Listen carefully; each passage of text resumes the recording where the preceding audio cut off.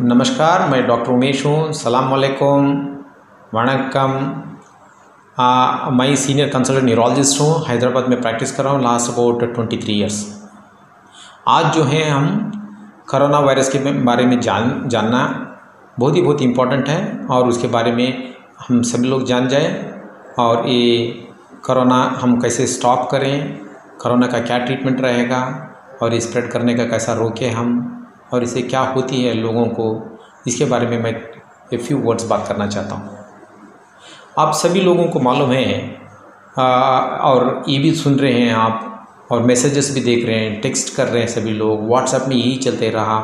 ये जो है मोर डेंजरस डिसीज़ है और ये ऐसा रहेगा, वैसा हो जाएगा, इससे ये होती है, इससे वो होती है। सभी लोगों को ये दो जो रॉन्ग मैसेजेस है ये पढ़ना बंद कर दो, और दूसरा कैसा है कि ये जो टेक्स्ट फॉरवर्ड करना बंद कर दीजिए। जैसा हम सोच रहे हैं ये डेंजरस डिसीज़ जो कहते हैं सभी लोग, ये उतना डेंजरस नहीं है। इसे हम समझने में गलती कर रहे हैं। फर्स्ट ऑफ ऑल ये जानते हैं कि ये कोरोना जो है क्या है। ये आप देखते हैं तो सभी बीमारियां जो होते हैं सभी लोगों को, उसको कुछ जीरासिम रहती है, कीटाणु कहते हैं, ऑर्गेनिज्म कहते हैं, और उसे जो है डिफरेंट नेम दिया गया, जैसा बैक्टीरिया है, जैसा वायरस है, प्रोटोजोआ है, फंगस है। ये सभी जो है डिफरेंट नाम होते हैं। जैसा बैक्टीरिया है, बैक्टीरिया ये सभी जो जीवी जो कहते हैं, हमें जीवी क्या होती है, जो जिंदा रहने वाला एक वस्तु, उसको हम जीवी कहते हैं। और भगवान ने, अल्लाह ने हमें ये किया है कि सभी जीवी को इस दुनिया में रहने का हक होती है। अब इंसान देखो, इंसान को सोचने का शक्ति दिया है, जिस जानवरों को सोचने का शक्ति कम दिया है, जीवी को तो सोचने का शक्ति है ही नहीं है। ये सभी जीवी जो हैं, जो जिंदा जो चीज़ें जो हैं, ये जो हैं अपना संतान बढ़ाते जाते हैं, उनका फैमिली बढ़ाते जाते हैं। जैसा हम बढ़ा रहे हैं वैसे ही जो है बैक्टीरिया बढ़ाते रहेगा, वायरस बढ़ाते रहेगा, फंगस बढ़ाते रहेगा। अभी देखते हैं कि बैक्टीरिया, वायरस और फंगस में क्या फ़र्क है और क्यों होते हैं। ये सभी जो जीवी जिंदा रहने के लिए, मल्टीप्लाई करने के लिए, उसके अंदर एक सेल होती है कॉल्ड न्यूक्लियस कहते हैं उसे। ये न्यूक्लियस जो है अपना कैरेक्टर रहेगा उसके अंदर, और वही कैरेक्टर उसके संतान बोलते उसके बच्चों को जो देते जाएगा। जैसा हमारे इंसान है, अभी देखते हैं तो मेरा बच्चा मेरे जैसे ही थोड़ा सा रहेगा, वो बैक्टीरिया भी वैसे रहेगा। एक बैक्टीरिया रहेगा टाइफाइड, साल्मोनेला टाइफी जो बोलते हैं, या टाइफॉइड जो फीवर कहते हैं हम उसे, वो जो है उसी के जैसे ही दूसरे बच्चों को ये करेगा। वो ये बैक्टीरिया के अंदर जो न्यूक्लियस रहती है वो मल्टीप्लिकेशन होने के लिए चाहिए हमें। तो ये बैक्टीरिया जो है अगर मल्टीप्लाई करने के लिए दूसरे जीवी चाहिए, ज़रूरत ही नहीं है उसे, कहीं भी छोड़ दो वो बैक्टीरिया। जैसा आप देखते हैं फॉर एग्ज़ाम्पल, हम जो घर में दही बनाते हैं और वो दही को अगर थोड़ा सा वक्त छोड़ते हैं आप, जो भी बैक्टीरिया उसके सराउंडिंग में है, वो बैक्टीरिया जो हैं वो दही के अंदर मल्टीप्लाई होके खट्टा बन जाती है वो। तो उसे जो है दूसरा जिंदा जीवी ज़रूरत नहीं है बैक्टीरिया को। वायरस जो है अलग होती है, वायरस के अंदर न्यूक्लियस नहीं रहेगा। तब ये न्यूक्लियस नहीं रहेगा तो इसके अंदर आरएनए और डीएनए बोल के दो चीज़ें रहते हैं। आरएनए के वायरसेस अलग, डीएनए के वायरसेस अलग। ये आरएनए डीएनए वायरसेस जो भी कहते हैं, जैसे कोरोना है, ये खुद ही जो है मल्टीप्लाई नहीं होते हैं, बढ़ते नहीं हो। तो ये जो है वायरसेस यूजुअली उसको दूसरा जिंदा जीवी चाहिए, दूसरा इंसान चाहिए। जैसा कुत्ता हो, बिल्ली हो, इंसान हो, भैंस हो, या गाय हो, लैम्प हो, ऐसे दूसरे जीवी चाहिए। वो दूसरे जीवी में एंटर होके वहाँ दूसरे जीवी का एनर्जी यूज़ करके मल्टीप्लाई होते हैं वो। जैसा कोरोना वायरस भी है, उसको भी जो है दूसरा जीवी ज़रूरत है वो मल्टीप्लाई होने के लिए। वो दूसरे जीवी को यूज़ करके मल्टीप्लाई होने शुरू होती है। बात आई अभी ये कोरोना वायरस का। ये कोरोना बोले तो क्या है, कोरोना मीन्स क्राउन, करम बोलते ताज जो रखते हैं हम, उसे कोरोना कहते हैं। अभी देखते हैं, मैं छोटा सा आपके लिए एक ये किया हूँ। इसे अगर देखते हैं आप, इसके ऊपर छोटे छोटे से क्राउन्स आगे सो हैं। ये कोरोना देखने में ऐसे ही दिखेगा हमें, और ये जो है, ये कोरोना जो है, ये जो छोटे छोटे से जो है इसके ऊपर जो आ गए हैं वो ताज के जैसा दिखेंगे। ये जो है ऑयल से बने सो रहता, ऑयल, ये ऑयल से रहने की वजह से ये बहुत स्टिकी रहता है वो, तो इसको इसी नाम से कोरोना से पहचाना गया। सभी लोग कहते हैं ये चाइना से आ गया, उनसे तैयार करके भेजे, वो सभी गलत चीज़ें हैं, गलत मैसेजेस हैं। आप देखते हैं 1920 में स्पेनिश फ्लू आया था, 1820 में प्लेग आया था। ये सभी जो है एक एक ब्रेक होती हैं। ब्रेक बोले तो दुनिया पूरा पर इफेक्ट होता है तो पैंडमिक कहते हैं। एक अगर सिटी इफेक्ट होती है तो उसे हम एंडेमिक कहते हैं। तो ये चीज़ें जो हैं हमें कोरोना जो बढ़ने के लिए जो होते हैं अभी, तो इसके लिए कहते हैं कि डॉक्टर्स तभी हाथ धो लीजिए आप, क्योंकि क्या है जो स्टिकी मटेरियल जो रहती है कोरोना वहाँ जो है आपको स्टिक हो जाएगा, तो सोप से हाथ धो लेना चाहिए। कितना मिनट धोना, तो 1.5 मिनट, 1.5 मिनट। अभी तो स्टेरिलियम यूज़ करते हैं, जैसे ऐसी चीज़ें जो हम यूज़ कर रहे हैं, स्टेरिलियम से कोरोना मरता नहीं है, वो मरता नहीं है। उसका जो कवर जो रहती है, ये जो एक हम है इसके ऊपर का जो कवर रहती है, अगर एक कवर निकल गया इसका तो एक कोरोना वायरस इनएक्टिव बन जाती है। इनएक्टिव बोले तो क्या है कि वो जो मल्टीप्लाई होने का उसका जो शक्ति जो रहता है निकल जाती है वो।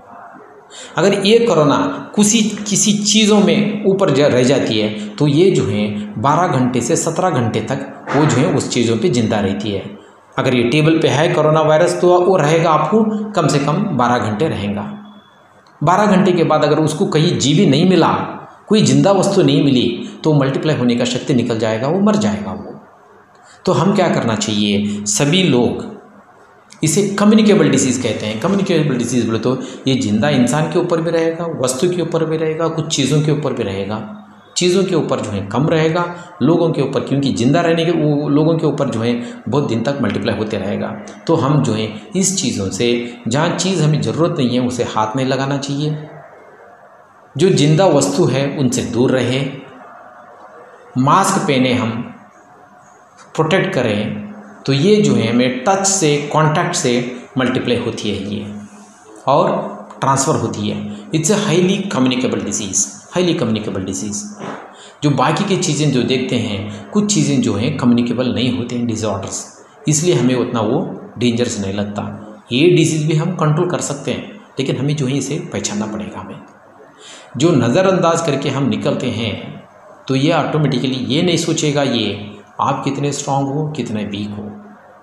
ये इसका चीज़ एक ही है कि आपके ऊपर मल्टीप्लाई करने का। आजकल ऐसा हो गया कि जो लोग जो हैं कुछ स्टीरॉयड लेते हैं, डायबिटीज़ रहता है, मल्टीपल डिसऑर्डर, किडनी डिजीज़ और हार्ट डिजीज़, ये ब्लड प्रेशर, ये सभी रहने के लोगों के पास इम्यूनिटी कम रहेगा। इम्यूनिटी बोले तो फाइटिंग कैपेसिटी कम रहेगा। जो ये लोग जो हैं इनके ऊपर अगर वायरस बैठती है तो ये वायरस जो है उनके ऊपर मल्टीप्लाई हो जाएगा फास्ट, और इनके नज़दीक रहने की वजह से हमें हो जाएगा। तो डिस्टेंस कितना मेंटेन करें, at least minimum around 4 feet distance maintain करना पड़ेगा। ये जो है एयर में कभी भी नहीं रहेगा, हवा में नहीं रहेगा ये वायरस, क्योंकि क्या है हवा में उसे जिंदा चीज़ कुछ मिलता नहीं है, तो इसलिए वो मल्टीप्लाई नहीं हो सकती है। तो हम वॉकिंग जाए या न जाए, यस एब्सोल्युटली आप वॉकिंग जाना चाहिए। मास्क पहन के जाए या न जाए, अगर आप अकेले जाते हो तो मास्क ज़रूरत नहीं है। आप फैमिली के साथ 2-3 लोगों के साथ मिल के जाते हो तो यह मास्क रहना चाहिए और डिस्टेंस मेंटेन करना चाहिए। सुपरमार्केट का सभी ये रूल सभी के लिए अप्लाई होती है। डिस्टेंस मेंटेन करो, कोई चीज़ न चाहिए उसे टच मत करो आप, जो नज़दीक जो रहता आदमी उसी से, इंसान से दूर रहो, प्राणी से दूर रहो आप, ये होती है। लेकिन इसके सिम्टम्स क्या होते हैं, कैसे पहचाने हम? इसमें 2 चीज़ें होते हैं। सिम्टम्स जो होते हैं इसमें कोविड सिम्टम्स कहते हैं। कोविड सिम्टम्स जो है बुखार आती है, तेज़ बुखार रहेगा 2-3 दिन, उसके बाद में बुखार बंद हो जाएगी। 2-3 दिन के बाद जो है सांस लेने में और सांस फूलने में शुरू होती है, सांस लेने में तकलीफ़ होती है। और ये होते होते हुए जैसा वो जो निमोनिया जैसा पैचेस आ जाते हैं लंग्स में, तो हमें सांस लेना दिक्कत हो जाती है, हमें सांस फूलने शुरू होता। तब सांस जो है ज़्यादा फूलने होता तो हमें जो है सांस लेने की असिस्टेंस चाहिए, तभी वेंटिलेटर पे जाना पड़ेगा हमें। स्लोली जो है दूसरे ऑर्गन्स हमें जो है शट डाउन होने शुरू हो जाते हैं, तो कम काम करना शुरू हो जाते हैं।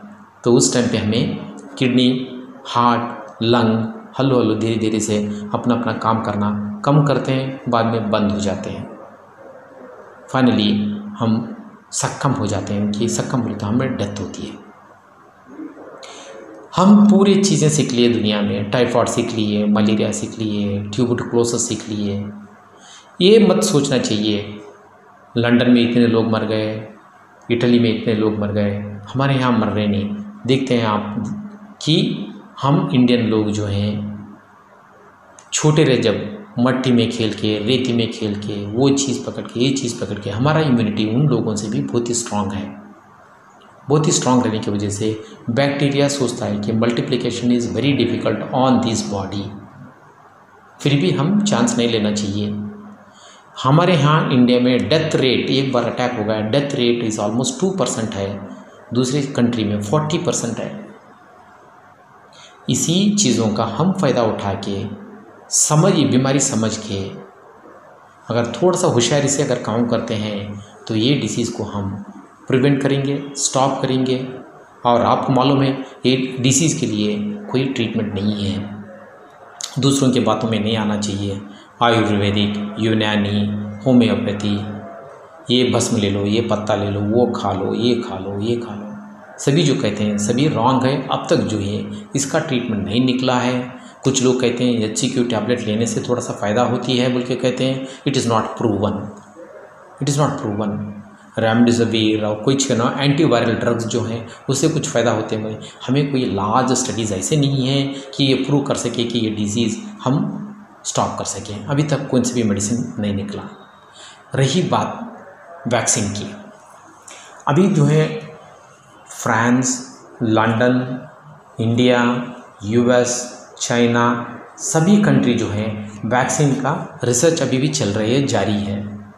अभी प्रोबेबली हमें जो मालूम है मेडिसिन्स में, जो मेडिकल लिटरेचर में, प्रोबेबली आई थिंक जो UK जो है, जैसा ब्रिटेन जो है अब सबसे आगे है और ऑलरेडी ह्यूमन ट्रायल्स शुरू हो गए हैं। ह्यूमन ट्रायल्स शुरू होने के ऑलमोस्ट 8 to 9 मंथ्स या 10 मंथ्स लार्ज स्टडी होने के बाद, ऑलमोस्ट 1 ईयर समझो आप, 1 ईयर होने के बाद उसे जो है कमर्शियल पे आ जाएगा। Commercial in the sense market पे आ जाएगा। तो ऑलमोस्ट जो है हमें फरवरी से लेके जुलाई नेक्स्ट ईयर तक हमें वैक्सीन मिलने वाला नहीं है। और दूसरा, फॉल्स न्यूज़ कहीं भी स्प्रेड मत करो, होशियारी से रहो, दूर रहो सभी से, और जितना हो सका उतना घर पे रहो, stay home, stay safe. And अगर कुछ भी, अगर आपको डॉक्टर्स की सलाह चाहिए, डॉक्टर का नंबर लेके, फ़ोन ले लेके बात कर लीजिए उनसे। अननेसेसरीली डायग्नोस्टिक, अननेसेसरीली हॉस्पिटल्स जाके डिसीज़ कांटेक्ट मत करो। आप सभी लोगों को मेरा लास्ट एक वर्ड कहना चाहता हूँ, आप सब लोग परेशान मत हो। ये सिचुएशन में हम एक का एक मदद होना चाहिए, और उसके लिए मेरा खुद का नंबर दे रहा हूँ मैं। अगर आपको कुछ तकलीफ़ रहती है या न्यूरोलॉजी के बारे में, या आपके जो है जो भी तबीयत के बारे में जो कहना चाहते हैं मुझे, आप मुझे पहुंच सकते हैं।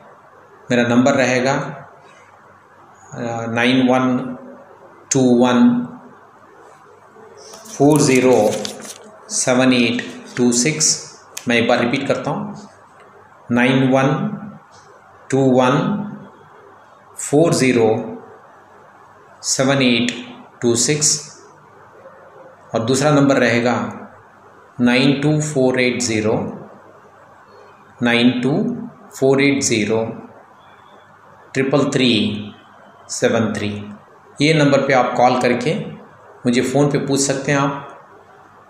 और पूछने का टाइमिंग जो है, आप मुझे 2 to 5 दोपहर के टाइम पे मुझे फ़ोन करके आप जो है इंक्वायरी कर सकते हैं।